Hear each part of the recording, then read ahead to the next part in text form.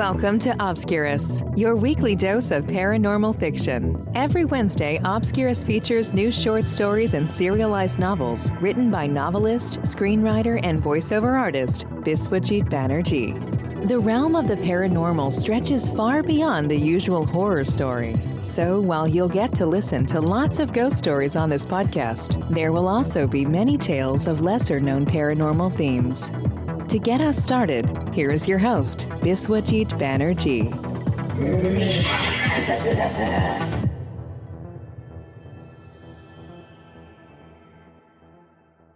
Hello and welcome to Obscurus. My name is Biswajit Banerjee and I am your host for this show. This episode features the story of a man who lives next to a haunted apartment. You will find some chills in the story, I am sure. But before we start the story, I request you to visit biswajitbanerjee.com for information on my books, films, voiceover projects, and other creative pursuits. Obscurus has a dedicated website, obscurus.buzzsprout.com. All Obscurus episodes, their transcripts, and chapter markers are available over here.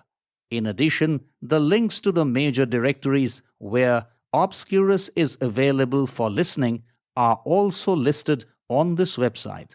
Now, let's dive into the story. Siddhartha learns that his next-door apartment is haunted. A paranormal investigator advises him to look for alternative accommodation as the spirit in the adjoining flat could fatally harm him. What will Siddhartha do? Come, let's find out.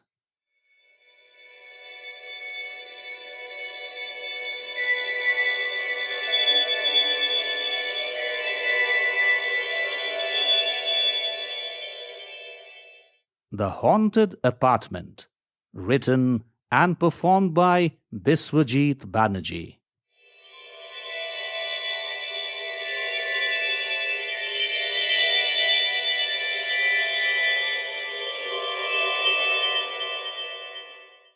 The temperature had dipped under 2 degrees. The lift doors opened and Siddhartha walked into the common space of the floor. Gusts of cold wind brushed past his cheeks. Damn, how can wind blow inside the complex? The moving shutters of the semi-open ventilators high up on the walls provided the answers. With vapors constantly escaping his breaths, Siddhartha fiddled with the things in his inner coat pocket. The touch of his apartment keys was reassuring. He could already see himself slipping under the quilt for a restful sleep. "Excuse me, could you spare some time, please?" A voice called out from behind. Startled, Siddhartha turned back to find a frail elderly lady standing in the space between the half-open wooden door and its frame of the next-door apartment. Her clothing didn't give the slightest clues of her being in any discomfort due to the piercing cold. She was wearing a thin gown that left parts of her arms and neck uncovered. Her face carried a distinct expression of anxiety. The most puzzling element about her presence, however, was the presence itself. This apartment had no occupant till the morning that day, and there were no signs of someone shifting over to it. More than 6 months had passed since Siddhartha's moving over to the current residence. The only other apartment in that level, at the doorway of which the lady stood, had never been rented or bought. In a Residents' Welfare Association meeting, someone called it a permanently vacant apartment. The president of the association, who also worked as an estate agent, observed that the flat had not been built well. There were too many structural defects. From where did the woman emerge then? Did she rent the defective apartment? "Sorry to be disturbing you like this, but can we talk?" The woman opened the door wider, letting a fuzzy column of light cross the common space. This apartment was. Have you rented this apartment? Please come in. I will tell you all, she said, and opened the door. The watch on his wrist showed minutes away from midnight.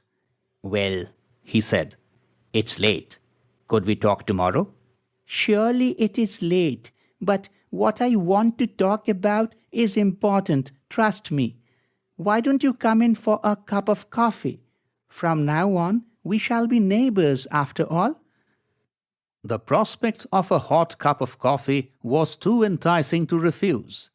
The lady moved from the door and Siddhartha walked into the supposedly defective apartment. But it looked perfect. Some of the woman's stuff was scattered on the floor and on a dining table. But by and large, things looked neat. Too decent an arrangement for a single day's efforts. The woman motioned to a sofa for Siddhartha to sit. Wait a minute, I will prepare some coffee, she said, and walked the narrow corridor to the kitchen. Everything about the house, ceilings, floors, walls, windows, doors, and electrical connections appeared just fine. In what way was the house defective? Light poured into the living room from the light posts outside through a window right in front of him. Perhaps he had rented the wrong apartment. This one looked better. The elderly woman returned with a tray carrying a coffee pot, 2 cups, and biscuits. After placing the tray on the table, she sat across Siddhartha and poured coffee into the cups. The coffee should warm you up. I guess you are returning from the office. Yes, I got late today, Siddhartha said, sipping coffee and nodding. The warmth of the coffee was truly refreshing. My apologies again for calling you at this odd hour. No problem. I'm sure it must be something urgent. The old woman nodded in response. You shifted the things and arranged them pretty quickly, I must say. The arrangement in particular appears too good for a single day's efforts, Siddhartha said. Not really. I have been shifting and arranging my things over the past week. Since I managed everything while you were away for work, you didn't know about it. As for moving in, yes, that I did today in the morning. Okay. By the way, my name is Siddhartha Avasthi. Nice to meet you, Mr. Avasthi. My name is Pratima Roth. You just moved in, Miss Roth. I should have been the one inviting you for coffee. Instead. Oh, come on. I understand you lead a busy life. So, what is the issue? Do you have any idea why this apartment had always been vacant? I guess no one ever shifted to this place. I heard some people say this house has structural defects. Is that all, Mr. Avasthi? Well, I have no further information. The estate agents told me about the construction anomalies, she said. But the structural defects would be of little consequence to me, Mr. Avasthi. The openness of this apartment complex and its roomy apartments attracted me, and I didn't bother about the supposed structural defects of this house. But what I witnessed today in this apartment gives me the impression... What? I think this house is haunted, Mr. Avasthi. The estate agents and other stakeholders will never say it, but I am sure it is spooky. It was wrong on my part to settle the deal with the estate agents without making proper inquiries. Haunted? Are you sure? Well, I am almost sure. According to the deal papers, my advance rent of 6 months will not be returned. For an old pensioner like me, that is a lot of money. Yet I shall move out of this apartment at the earliest. But what happened, Miss Roth? Every now and then, I can see someone moving around the house. a figure in white, a girl. Really? Yes, and there's more happening. The wooden cover of the wall closet of the second bedroom keeps moving in erratic ways. Also, I heard someone breathing and clearing her throat inside it. I guess it is the same girl who walks the passages in this house. Ghost stories and horror movies always tingled his senses, and he enjoyed them. But to be in a possible situation where a real ghost was moving around him was spine-chilling, to say the least. Already the air felt heavier. Before Siddhartha could respond, his peripheral vision caught a swiftly moving white figure in the dark passage to his right. He turned with a start, but there was nothing. Did you see something, Mr. Avasti? Perhaps a white figure floating across the dark space on that side. Exactly. That shows I am not hallucinating. The cup trembled in his hands as he finished sipping the coffee and placed it on the table. Why did you call me now, Miss Roth? Just to find out if this apartment is haunted? Yes, one reason was to find out the truth. And what else? I want you to open that closet in which the figure lives. Why would you want me to indulge in such misadventure? That will not be a misadventure, Mr. Avasti. Please understand that by being frightened of the spooky conditions, we shall only be fueling the spirit. Many paranormal experts suggest that disembodied souls feed on the fear of the humans. But you will be leaving this apartment soon, you said, didn't you? Where is the need, then, of combating the spirit? I am not going to stay here. That's another matter. But I will at least need to spend the night in this apartment. And who can tell, circumstances may force me to spend a few more days over here, as making arrangements for another accommodation can take time. So I wish to fight this disembodied spirit head-on. Well, Miss Rath, Siddhartha said, I really don't think it's a bright idea meddling with the spirit world. Thanks for the coffee. I would like to leave now. As a neighbor, you ought to help, Mr. Avasti. Paranormal disturbances may not stay confined to my apartment alone. The very fact there was a ghost in this apartment complex, and that too in the adjoining flat, was enough reason for him to contemplate moving out to some other complex. No, he wouldn't bother about the advance rent he paid to the apartment owner. Siddhartha would move out of the complex at the earliest. He made up his mind. I'm afraid I can't help you, Miss Roth. I'm leaving. Will you leave your old neighbor helpless like this? There is no choice for me, Miss Roth, he said, and got up. In any case, I am not responsible for this mess. Don't leave me like this, Mr. Avasti. She too got up. If you are not willing to open the closet, you could at least let me stay in your apartment for the night. This didn't sound acceptable at all. The old woman herself was pretty eerie. Who knew what other trouble she could cause to him? Sorry, he said, and moved close to the door. Stop! You just can't walk out like this, you idiot! The firm voice of the old woman flowed in from behind. Siddhartha turned around. With rage in her eyes, the woman stood holding a gun pointed at him. Beads of sweat formed on Siddhartha's forehead despite the mercury dipping further. Either open that closet or let me stay in your apartment, the old woman shouted.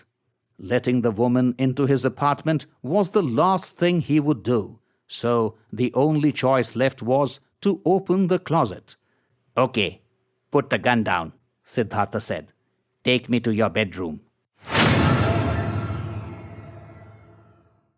The bedroom was in a complete mess. There was hardly any space to move. The ghost is inside. The old woman pointed at the closet. Indeed, someone was breathing inside the closet. The wooden doors moved. The one inside was moving. Why the hell did he fall for the coffee? Siddhartha cursed himself as he moved close to the closet. When he was in touching distance, the breaths inside got heavier. Open it! Open it! The old woman spoke behind him. With a swift movement, he pulled the doors. A girl was sitting on the middle shelf. A deep scar ran diagonally over her dead white face. The sunken eyes bulged as she let out a blood-curdling scream. A thunderbolt darted across Siddhartha's spine as he moved back in shock and terror. And then it was all darkness. Siddhartha opened his eyes in a hospital. A young lady doctor checked his pulse. Hello, Mr. Avasthi. I am happy you have regained consciousness. A pain spiraled in his head, neck, and shoulders when he tried to move. Doctor, the pain. Yes, I know. The pain will be there for a few days, but you will be fine soon. But how did I get here? You had a bad fall and injured the back of your head. If she had not brought you on time, saving your life would become a challenge. She is the one who saved your life. His eyes fell on the girl sitting on the attendant's seat. She was the same damn girl, the demon he encountered in the closet. Some muffled noises escaped his mouth. Please relax, the girl said with apologetic eyes. My name is Vidisha. I am not a ghost, but a human. And I am Dr. Sandhya Mukherjee, and I completely endorse what she said, the doctor said with a wide grin. First, you get well. I will explain everything. The concern in Vidisha's eyes was clear. The pain subsided in a little over a week. He could now sit on the hospital bed with the support of the headboard. No doubt, Dr. Mukherjee's treatment worked wonders, but credit was also due to Vidisha's constant support and care. Are you better today? Vidisha said, adjusting a blanket over his feet. Much better, thanks. But for the ugly scar, she was a beautiful girl. Her exceptional fairness and shiny skin would mortify the best of models and Bollywood divas. Please tell me now, Vidisha. Yes, I think I can tell you now. And I hope you forgive me after you hear me out. Don't embarrass me by saying such things, Vidisha. I am alive today because of you. Well, that may be true.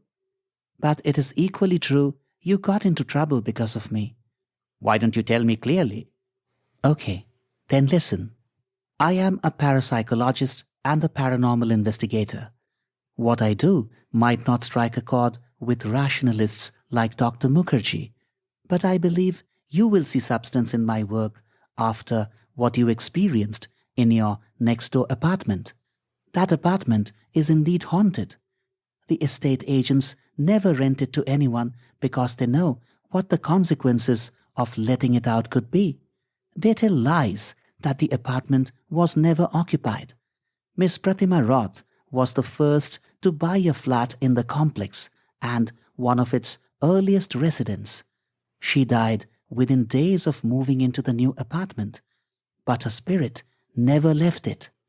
After all, she had invested her life savings in it, and an earthbound spirit is often tied to its cherished possessions. Oh, Miss Roth is a ghost. Yes, she is. After a couple of minutes that Siddhartha needed to digest what he just heard, he said, These estate agents are such liars. Yes, they are. Anyway, moving on with the account. Although the issue of the haunted apartment was hushed up by the estate agents and the apartment owners, such things don't escape the eyes of sharp paranormal investigators, and ghost hunters. After my profound research on Miss Roth, I wish to spend a few days in that apartment to get a first-hand experience of the ghost. Despite my constant persuasions, the agents wouldn't let me stay in that apartment. Then I offered them a lot of money and they agreed. And you moved in the day I had encountered the ghost of Miss Roth? Correct. Obviously, the disembodied spirit of Miss Roth didn't like my presence. To drive me out, she did everything she could, threw her things at me, tried to push me down the balcony, abused me, and even tried to stab me. Though I resisted her attacks, I knew sooner or later she would get the better of me. But I also knew from my research work that she hated closed and narrow places such as cupboards and closets. For that reason, I would very often take refuge in the wall closet of her bedroom. Siddhartha squinted his eyes and nodded. Upon failing to throw me out of the house, she thought of engaging a third agency. And that third agency was you. Okay, I get the picture. The rest of the story should be clear to you. Of course, I fell down and hurt my head, and you brought me to the hospital. Yes, I dragged you out of the apartment and called up 2 of my ghost hunter friends for help. Within minutes, they arrived with an ambulance, and then we shifted you to this hospital. Did the ghost of Miss Roth trouble you when you were dragging me out of the apartment? Yes, she tried all tricks. She threw cups and dishes at me. But I guess she was happy to see me leave. After all, she wants the apartment all to herself. Now, Miss Roth must be happy. No, she is not. I went back to the apartment. My investigations are not over. Oh, you are a gutsy girl. Learning about the afterlife and spirits is my passion. Traditional science and materially driven socio-political systems would have us believe that there are no spirits.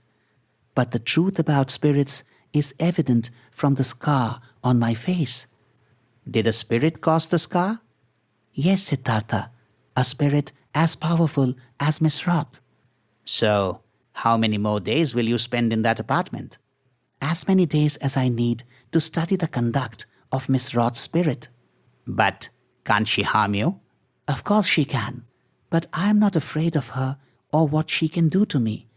Every ghost hunting expedition entails risks. The wound in Siddhartha's head healed in another 4 days, and Dr. Mukherjee decided to discharge him. Don't miss the medicines I prescribe in the discharge sheet, Dr. Mukherjee said. In another 2 days, you could join the office, I guess. Thank you so much, doctor. Vidisha walked into the hospital room with a smile. So, you will be out of the hospital today? Siddhartha smiled in response.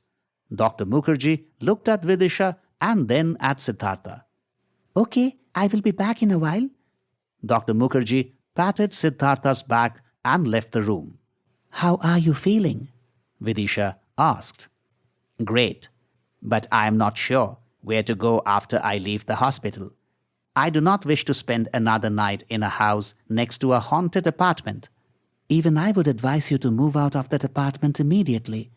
If you can arrange to stay in some other place, maybe in the house of a friend or colleague, then please do it. In case you can't, please find different accommodation for yourself as soon as you can. Till such time I find a different accommodation, I will stay in my office guest house. Although the rooms in the guest house are small, and even the food they provide is not to my taste, I guess staying in the guest house is still better than spending nights in the vicinity of a haunted area. Correct decision.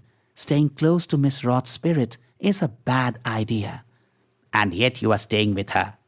Well, my job finished last night. Oh, so your investigations are over? Yes, you can say so. So, how would you describe the conduct of Miss Roth's spirit in your final analysis? Extremely dangerous. Can she kill people? Of course she can. Moments of silence followed as some thoughts crossed Siddhartha's mind. What are you thinking? Vidisha asked. For several months, I stayed close to a ghost. What a disturbing truth. Yes, it's a disturbing truth, yet a life-saving one. The knowledge of the truth has made you decide to leave the apartment complex. And the best part is, you are still unharmed. Who could tell? If you continued living in the complex, oblivious to the danger lurking in the vicinity, the spirit might harm you badly. It might even kill you. You are right, Vidisha. So, be happy you are safe, and I wish you stay healthy and happy always. Thank you, Vidisha. If you didn't choose to conduct your investigations in the haunted apartment, I would never learn the truth, and the spirit someday might find its way into my apartment and turn me into dead meat. And of course, the other day, if you had not rushed me to the hospital, I would die. You are welcome, Siddhartha. Good luck and take care. I will leave now. Are we meeting again, Vidisha? No, Siddhartha. This is our last meeting. A blunt no was unexpected and uncharacteristic of Vidisha, and Siddhartha also found it insulting. Why do you want this to be our last meeting? I am leaving, Siddhartha. First, answer my question. Why did you say this meeting would be the last one? Is there a problem meeting me? Without replying, Vidisha turned around and walked toward the door. The half-buried dagger on her back with blood all around it paralyzed Siddhartha's body. Before moving out of the room, Vidisha half-turned her face and said, Now you know why this is the last meeting, don't you? The evil spirit did this, but the world is not ready to learn the truth, and you must not tell the world more than it can digest. Remember that. Within a minute of Vidisha's leaving the room, Dr. Mukherjee barged in with a somber expression on her face. There's some bad news for you, Siddhartha. The girl who saved your life is dead. Vidisha, I mean. Her body was found in the staircase of the apartment complex with a dagger buried deep in her back. The police got information that she had been visiting the hospital every day and thus called us for any possible clues to the murder. After a quiet period, when sense returned to Siddhartha's nerves, he said, The evil spirit killed her. What are you saying, Siddhartha? Vidisha herself told me a while ago. I even saw the dagger and the fatal wound it caused. You don't seem to be in the right frame of mind. Doctor, you too saw her, didn't you? Vidisha entered this room in your presence. No, Siddhartha, I didn't spot her coming. Vidisha stood close to the bed, and you even exchanged a look with her. Come on, Siddhartha. No such thing happened. Nobody entered the room while I was here last. It seems you imagined things. Anyhow, the police will come here in a while for some inquiries. They may ask us a few questions about how we knew Vidisha. Please keep your mind under control. Don't say things such as, an evil spirit killed her. Do you understand? Siddhartha nodded. What I do might not strike a chord with rationalists like Dr. Mukherjee, but I believe you will see substance in my work after what you experienced in your next-door apartment. Vidisha's words crossed his mind. Don't worry, Dr. Mukherjee. I won't say such stupid things to the police. Good, Dr. Mukherjee said with a caring hand on his back. Maybe I misjudged your health condition. The visions you had are clear pointers to a stressed mind. Though the wound has healed, the psychological impact of the injury is high. Do you mind if I keep you in the hospital for another 2 or 3 days? During that time, our psychologists will also be able to help you. Doctor, you are the best judge. I will go by your advice. Thanks for placing so much trust in me, Siddhartha. You will be fine soon. Try taking your mind away from what happened to Vidisha. Ugly things happen in the world which are beyond our control. This is a sad truth. Do you agree? Yes, I do, Doctor. And one more thing. There are no such things as evil spirits, okay? Siddhartha nodded again. Dr. Mukherjee patted him on the back and left the room. But the world is not ready to learn the truth, and you must not tell the world more than it can digest. Remember that. The echoes of what Vidisha said went past his psyche again. Indeed, I will tell them only what they can digest, Siddhartha whispered. not a word more than that.